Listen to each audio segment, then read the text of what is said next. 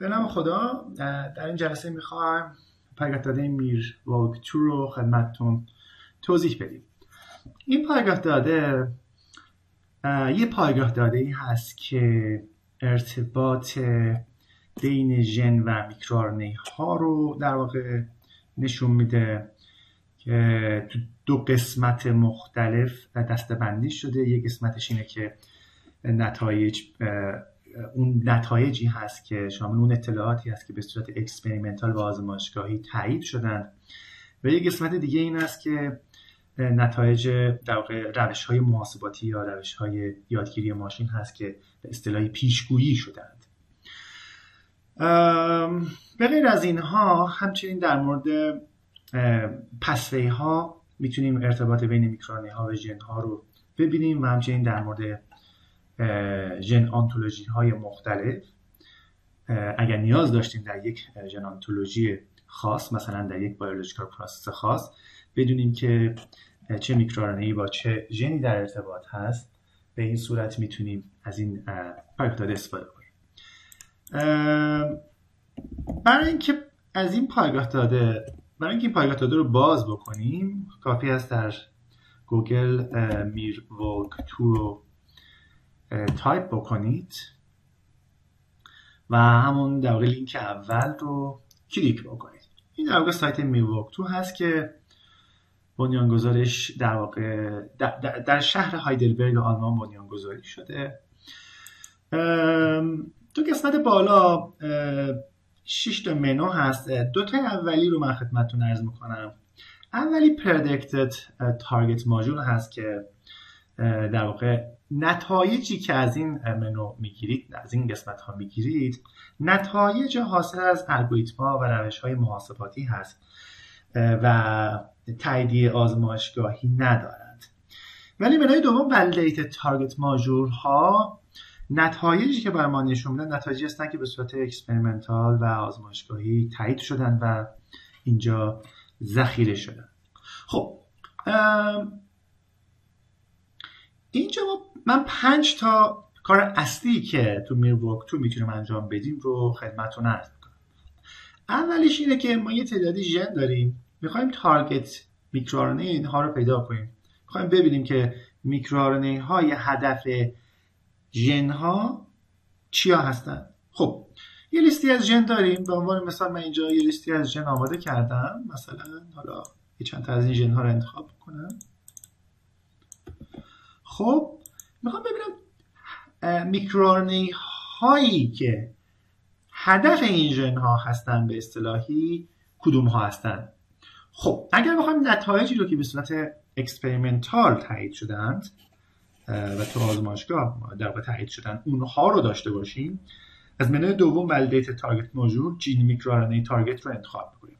جین میکروآر‌ان‌ای تارگت رو که انتخاب می‌کنیم، اینجا چند تا نکته هست که باید توجه بکنیم. تو سمت چپ تو استپ 1 ما باید ارگانیسم خودمون رو مشخص کنیم که این در واقع وبسایت برای 3 تا ارگانیسم نتایج رو داره. برای هیومن، موس و رت هست.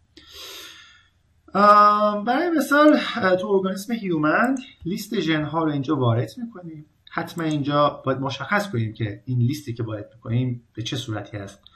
مثلا انسمبل آیدی هست، مثلا از کنم HGNC هست یا نام ژن هست. اینجا نام ژن رو من وارد کردم، پس برای اینجا باید حتما ژن رو انتخاب بکنم و اگر لیست این ژن ها رو در یک فایل دارید میتونید از این قسمت چوز فایل رو انتخاب بکنید و لیست ژن ها اینجا داشته باشید. نکته بسیار مهم دیگه اینه که وقتی ژن ها رو وارد میکنید هیچ کاراکتر دیگه مثل حالا کاما و اینا نذارید، چون عمل جستجو درست انجام نمیشه.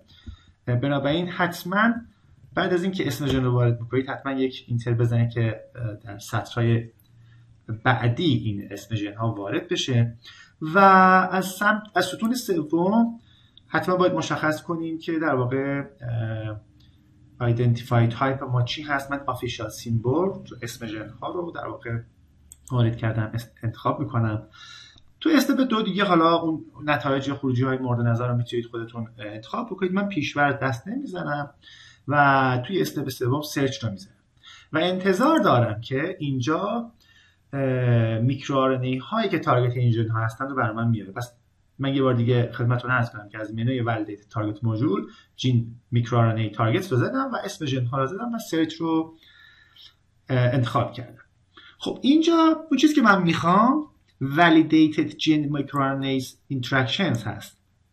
خب اگر برای حالا اطلاعات دیگه نیاز داشتید مثلا RNA binding protein microRNA interactions میتونید این گزینه رو بزنید gene RBP interactions یا به اصطلاح یا microRNA mRNA interactions رو میتونید اینجا بزنید. اون چیزی که من میخوام اینه که validated gene microRNA interaction برای این ژن هایی که وارد کردم میکروRNA تارگت ها چیا هستن که به صورت اکسپریمنتال تایید شده. اگر روی جین میکروRNA اینتراکشنز کلیک بکنیم مشاهده میکنید که چند تا ستون میاره. ستون اول اسم ژن هست، ستون دوم اینترست آیدیش هست، ستون سوم نام میکروRNA هست، ستون چهارم کد میکروRNA هست، آیدی میکروRNA هست به اصطلاحی و اینم در واقع PMID یا در واقع مقاله‌ای هست که در NCBI چاپ شده و در واقع ریپورت کرده که گزارش کرده که ارتباط این ژن و این میکروRNA رو. هر سطر از این جدول نشون دهنده ارتباط ژن و میکروRNA است. مثلا تو سطر اول ژن ATM هدفش میکروRNA HSA MIR 543 هست. خب این هم در واقع همون مقاله‌ای هست که من اینجا روی PMIDش کلیک کردم. در واقع در مورد همین ارتباط ژن ATM و میکروRNA 543 صحبت کرد. اگر بخوایم همه اینها رو دانلود بکنیم مطمئنا همه اینها اینجا لیست نشده. اگر بخوایم همه اینها رو دانلود بکنیم این بالای قسمتی هست به نام دانلود تیبل رو که میزنیم این در واقع اینتراکشن ها برای ما لیست میشن. میبینید که این فایل رو بر ما داد که ستون اول ژن، ستون سوم میکروRNA هست و نشون میده که برای این ژن هایی که ما وارد کردیم تارگت میکروRNA هاش چیا هستند. اگر کسی بخواد بر این اطلاعات شبکه رصد بکنه اجازه بدید یه لحظه من سایت اسکیپ رو باز کنم. سایت اسکیپ رو توی جلسه دیگه توضیح خواهم داد جزئیاتشو، ولی اینجا میخوام خیلی کلی توضیح بدم که ما چجوری میتونیم فایل خروجی اینتراکشن های ژن و میکروRNA رو به صورت یک شبکه در سایت اسکیپ داشته باشیم و حالا آنالیز های مختلف رو روش انجام بدیم. خب همونطور که عرض کردم این فایل که من اینجا دانلود کردم، این دانلود تیبلی که من زدم اینجا، این فایل در واقع دانلود شد. جین میکروRNA اینتراکشن، اسمش جین میکروRNA اینتراکشن هست. اجازه بدید اسمش رو عوض کنم، مثلا سریز 1. خب بعد اگر برم سراغ سایت و اسکیپ که قبلا باز هست، من این یکی رو ببندم. خب تو سایت و اسکیپ این فایل رو میخوام اینجا ایمپورت کنم. از منوی فایل زیر منوی ایمپورت نتورک فرام فایل رو میزنم و از فولدر دانلودز، حالا اینجا اسمش بود جین میکروRNA اینتراکشن سریز 1. خب اینجا جین ها مبدأ هست، ستون جین، ستون میکروRNA مقصدمون هست، تارگتمون هست. اوکی رو میزنم، این شبکه اینجا ریپورت شد. پس در واقع برای یه تعداد ژن که اینجا من انتخاب کردم رندوم، مثلا یه تعداد ژن داریم، میکروRNA های تارگت این ژن ها که به صورت آزمایشگاهی هم ولیدیت شدن رو از دیتابیس میرورک 2 گرفتیم به این صورت و اینجا دانلود تیبل رو که زدیم به صورت یک فایل تکست ذخیره شد و بعد توی سایت و اسکیپ اون رو ایمپورت کردیم. این در واقع برای ما لیست شد. خب اجازه بدید من فایل رو، شبکه رو در واقع آنالیز بکنم. از منوی تولز آنالیز نتورک رو بزنم، اوکی بکنم و این قسمت پایین اگر توجه بکنید این کار کردم. از این قسمت پایین روی فلوت کلیک کردم، این قسمت صفحه باز شد و اگر روی شید نیم یا نیم کلیک بکنم اینا مرتب میشه. این بالایی ها ژن ها هستن، پایینه میکروآرنی ها. خب من اگر ژن ها رو انتخاب بکنم و راست کلیک بکنم سلکت بکنم فقط ژن ها رو یعنی انتخاب بکنم، میبینید که ژن هایی که انتخاب کردم زرد رنگ شده. حالا میتونم بیام تو استایل رنگشون و شکلشون رو عوض کنم به این صورت. بعد رنگ بدیم و مشخص بشه که کدوم ها ژن هستن و کدوم ها در واقع میکروآرنی هستن. به این صورت مثلا مشاهده میکنیم که کدوم میکروآرنی و کدوم ژن در ارتباط است. یعنی این میکروآرنی ها اینجا تارگت این ژنه هستند.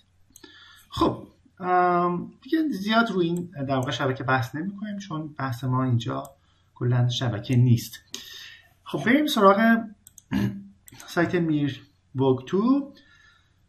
دومین بخش از کار اینه که ما یه لیستی از میکروآرنی رو داریم و در واقع میخوایم بدونیم که تارگت ژن اینها چی هستن. یعنی یه تعداد میکروآرنی داریم و میخوایم ببینیم که این میکروآرنی ها چه ژن هایی رو تارگت خودشون قرار میدن. خب من یه فایل میکروآرنی از قبل دارم، مثلا چند تا از این میکروآرنی ها رو برمیدارم به این صورت. پس از منوی Validate Target Module میکروآرنی Gen Targets رو انتخاب میکنم. بازم خدمتتون عرض بکنم از Validate Target Module نتایجی رو میگیرم که به صورت اکسپریمنتالی تایید شدن و ارزششون خیلی بر ما بیشتر است از روش پردیکت یا پیشگویی که به صورت الگوریتم محاسباتی انجام شده. پس میکروآرنی Gen Targets رو انتخاب میکنم.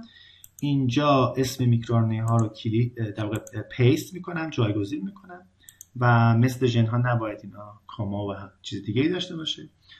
اینجا در واقع ارگانیسم رو انتخاب میکنم و اینجا میربیس رو انتخاب میکنم چرا که اسم اینها در واقع از پایگاه داده میربیس گرفته میشه. میربیس رو در یک ویدیو جداگانه آموزش دادم، میتونید از اونجا مطالعه کنید. و توی ستون آخر اگر توجه بکنید mRNA یا همون اون چیز که نوشته HSA MIR یعنی داخلش یه سمپل نوشته، ما به این فرم وارد کردیم میکروآرنی ها رو. پس اینو انتخاب میکنیم و تو استپ دوم حالا باز تیکر رو خودتون میتونید نتایجی که نیاز دارید و اضافه کم و زیاد بکنید. من پیش‌فرض دست نمیزنم و در ستون استپ سوم سرچ رو میزنم و میرم سراغ نتایجی که مورد نظر من هست. اون چیزی که من میخوام Validated MicroRNA Target Interactions هست. خب یعنی یه تعداد میکروآرنی دارم، میخوام ببینم کدوم ژن ها تارگت این میکروآرنی ها هستند. به این صورت میبینیم که تو ستون اول اسم میکروآرنی هست، ستون دوم کد میکروآرنی یا آیدی میکروآرنی توی میربیس، ستون سوم اسم ژن، ستون چهارم انترز آیدی هست که و ستون در واقع پنجم هم که اون مقاله‌ای هست که این ارتباط بین این میکروآرنی و ژن رو برای ما در واقع گزارش کرده. میتونیم کلیک بکنیم روی PMID و مستقیما از سایت NCBI اون مقاله‌ای که اینها رو گزارش داده رو ببینیم. باز مثل روش قبل برای اینکه همه این ارتباطات رو دانلود بکنیم دانلود تیبل رو میزنیم. وقتی دانلود تیبل رو میزنیم یه فایل اینجا ذخیره میشه به اسم میکروآرنی جن اینتراکشن، مثلا سریز الوان اسمش رو عوض میکنم. این بار شد میکروآرنی جن اینتراکشن. خب دوباره میتونیم بریم توی سایت و اسکیپ، شبکتون رو ببرین توی سایت و اسکیپ و حالا آنالیز های مختلفی انجام بدیم. مثلا من سریع این کار انجام بدم، منوی فایل، زیر منوی ایمپورت، نتورک فرام فایل، میکروآرنی جن اینتراکشن سریز 1. اینجا میکروآرنی ها مبدا است، ژن ها مقصد هست و اوکی رو میزنم. برای من شبکه رو در واقع ایمپورت میکنم.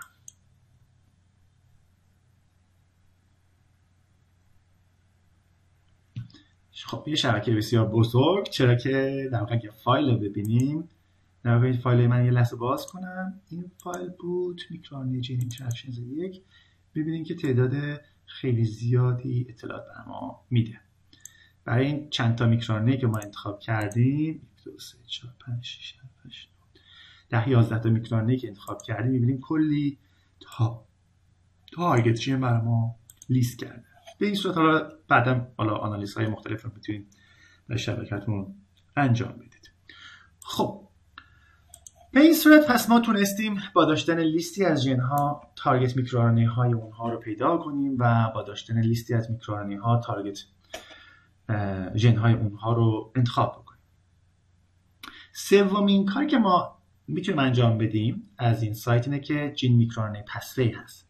یعنی چی؟ یعنی در یک مسیر زیستی خاص میخوایم ببینیم که چه ژن هایی و میکروRNA هایی با هم در واقع ارتباط دارند. این گزینه رو میزنیم جین میکروRNA پسوی رو. یه لحظه دوباره اینو انجام بدیم.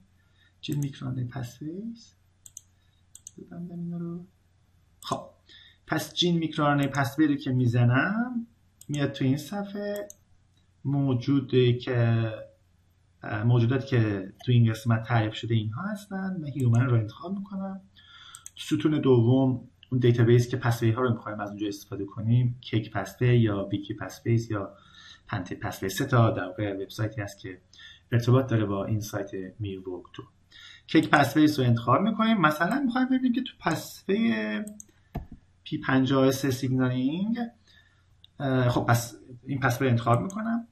این پایین سرچ رو میزنم. در واقع میخوایم ببینیم توی این مسیر زیستی P50S سیگنالینگ چه ارتباطی بین ژن ها و میکروRNA ها وجود داره. خب اینجا پایین پسوی ژن میکروRNA تراکشن اینفورمیشن رو برای ما لیست میکنه اگر بزنیم. پس در مسیر P50S مسیر زیستی P50S حالا لیست میکنه که چه میکروRNA هایی و چه ژن هایی با هم در ارتباط هستند.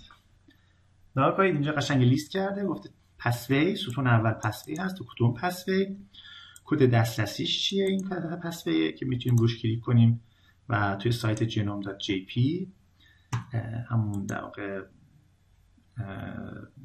کیک پسوی هست. میره مستقیم رو کیک پسوی و نشون میده که کدوم پسوی هست. میتونیم رو پسوی کلیک کنیم. اکسشن نامبرش توی سایت کیک هست genome.jp همون کیک و اینکه کدوم ژن با کدوم میکروRNA ارتباط داره اینجا نوشته. کدوم ژن، انترز آیدیش، کدوم میکروRNA، میربیس آیدی و در نهایت پی آیدی.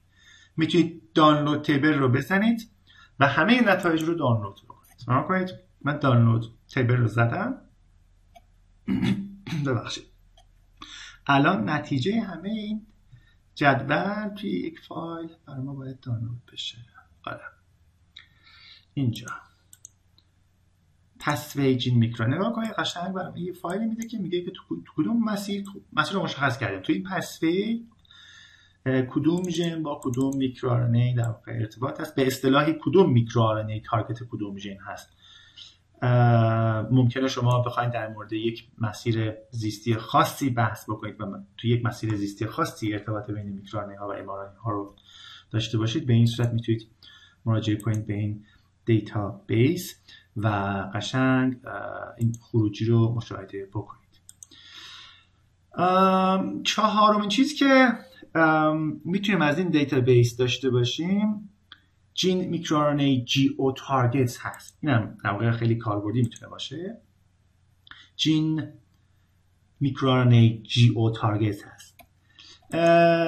وقتی شما در یک ترم آنتولوژی خاص به اصطلاحی میخوایم تو یک ژنونتولوژی خاصی، حالا نمیدونم، حالا ببینید ژنونتولوژی از 3 تا قسمت مختلف تشکیل شده: بیولوژیکال پروسس، مولکولار فانکشن و سلولار کامپوننت.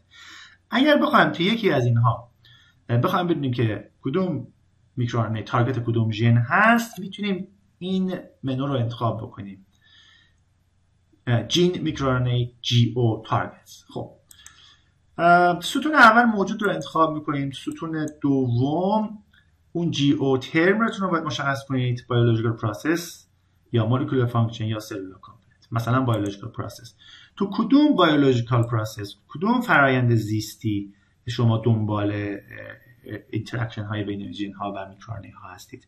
مثلا چه بدونم، مثلا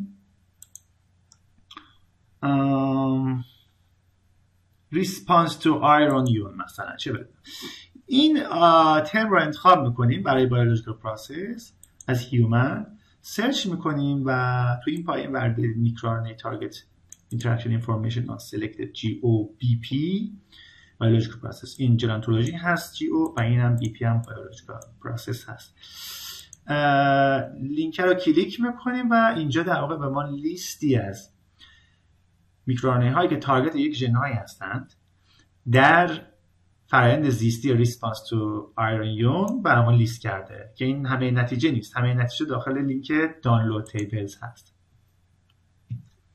دانلود تیبلز رو میزنیم و در نهایت میتونیم نتایج رو برام در واقع مشاهده کنیم که تو این فرآیند زیستی کدوم ژن و کدوم میکروآرن‌ای در واقع اینتراکت دارن. به این راحتی شما میتونید نتایج رو از این دیتابیس بگیرید.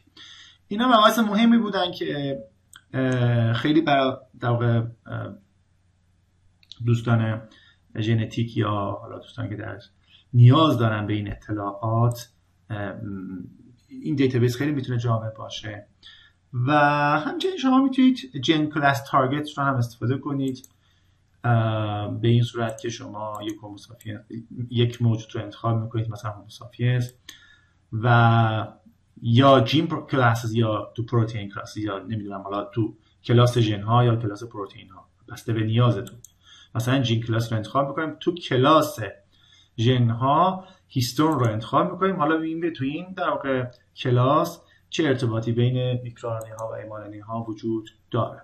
خیلی راحت مثل روش قبلی در واقع validated microRNA target interaction information on select gene class رو این بار میزنیم و نتایجی که برام نشون میده مشاهده میکنید که ستون اول جین کلاس نیم هست، ستون دوم اسم ژن، ستون سوم انترس آیدی همون ژن، ستون چهارم اسم میکروآرن‌ای، ستون پنجم در واقع میر بیس آیدی این میکروآرن‌ای و ستون پنجم هم که در واقع همون لینکی هست که به NCBI وصل شده. دانلود تیبل رو بزنیم، این بار یه لیستی به ما میده که شامل در واقع اطلاعاتی هست که نشون میده که چه ژن هایی با چه میکروآرن‌ای هایی در کلاس ژن در واقع در کلاس ژن هیستون با همدیگه در ارتباط هستن. خب تیبل رو من بزنم، یه بار زدم فکر کنم، یه بار دیگه.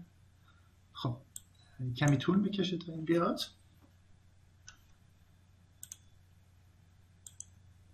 خب متاسفانه دیتابیس مشکل داره و این قسمت